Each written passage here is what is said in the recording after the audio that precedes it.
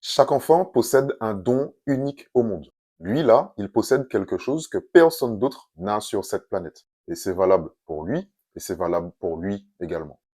En fait, lui, là, il vient sur cette planète pour partager son don aux autres. Le problème, c'est que très vite, on va passer à travers un système de différents filtres qui vont nous éloigner de notre don et on va devenir des pions tout lisses. On va se fondre dans la masse. D'ailleurs, je t'en parle dans la vidéo numéro 9. Donc, au départ, on a un don unique. Ensuite, il y a une déconnexion à ce don, mais il existe des solutions pour se reconnecter à ce don. Ton don, en fait, ne disparaît jamais. Et une astuce pour t'y reconnecter, c'est d'identifier les moments durant lesquels tu plonges en état de flow.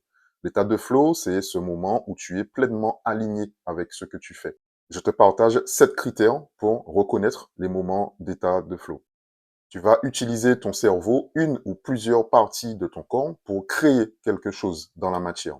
Cette chose que tu vas créer est unique. Personne d'autre ne peut faire ce que tu fais avec ton don. Personne d'autre ne peut te copier. Tu es le seul à posséder ce talent sur cette planète. Tu vas provoquer des pensées plus chez les autres. Ils auront tendance à te dire waouh, c'est génial ce que tu fais, c'est magnifique, je n'ai jamais vu ça auparavant. Tu vas ressentir une forme d'extase cérébrale. Tu vas ressentir un alignement total avec toi-même, avec ce que tu fais. Et tu vas aussi générer des émotions plus chez les autres. De la joie, du bonheur, de la satisfaction. Quand tu es en état de flow, tu as la sensation que le temps s'arrête, que le temps disparaît, que le temps n'existe plus.